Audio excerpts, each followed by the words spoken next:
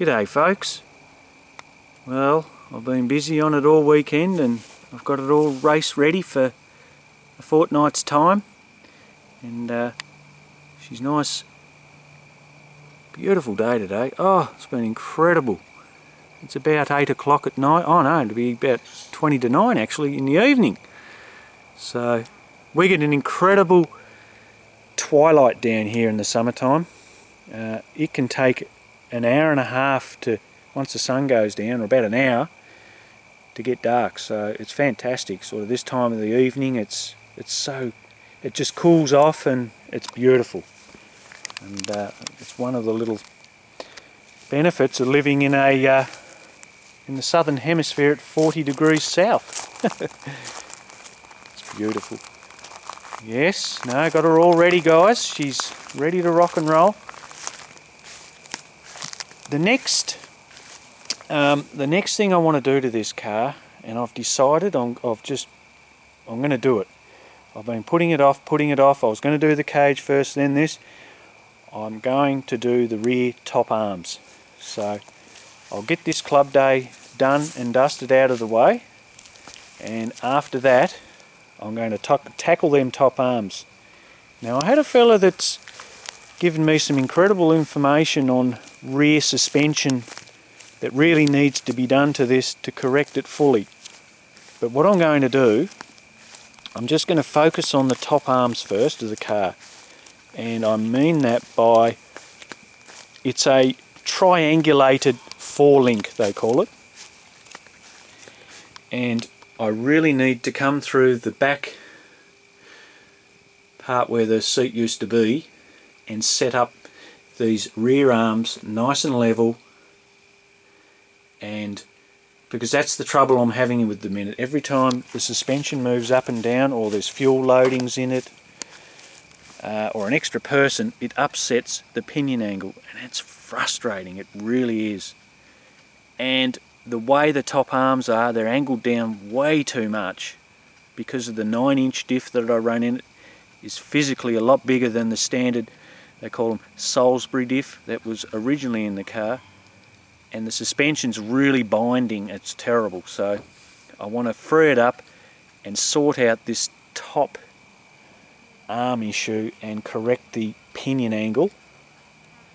And that's my first step. And then the second step is the lower trailing arm is sitting too flat because the car's lowered fairly well.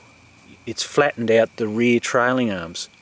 So what I've got to do then is put a bracket, an adjustable bracket, on the diff part where at the back of the trailing arm, and that gives me adjustability, and I need inclination back again.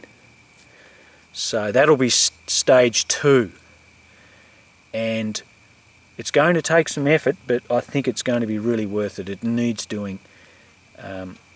And apparently when you do the rear part of it, the lower arms, and get some inclination back, it'll make a huge difference in cornering and handling. So that's going to be some interesting videos on that one, and I'm really keen to do it. And yes, I'm going to take the plunge and have a go. So I'm pretty keen on that one actually. And then when that's sort of all done, tested, I'm going to do the cage. So the fuel tank's going to have to come out a couple of times, and because I'm not doing any cutting in there with the fuel tank in it, and I want to get rid of move the fuel lines, and make it nice and safe while I'm doing it. So, and you guys I'll show you the whole step of the process. Let's give it a fire up, eh? I've just had it running, and guys, before I start it up, I just can't get over how much dry, there's no smoke coming out of it. It's unbelievable. I'm just so thrilled with it. It's like, for me, it's such a win. I just love it. I'll jump in. Oh. And have a listen to it. Hear the old fuel pump, scavenge pump. She's noisy. She's noisy now. Noisy now since I've taken the carpet out of it. It's unbelievable.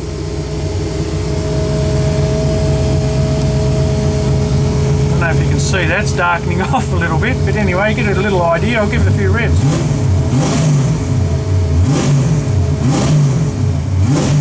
God, it's snappy. It's just so touchy on the throttle. No wonder it just goes ballistic. It really does. There's my air fuel ratio gauge. That's the LM2 Innovate. Great little setup that. I love it. You can data log with it.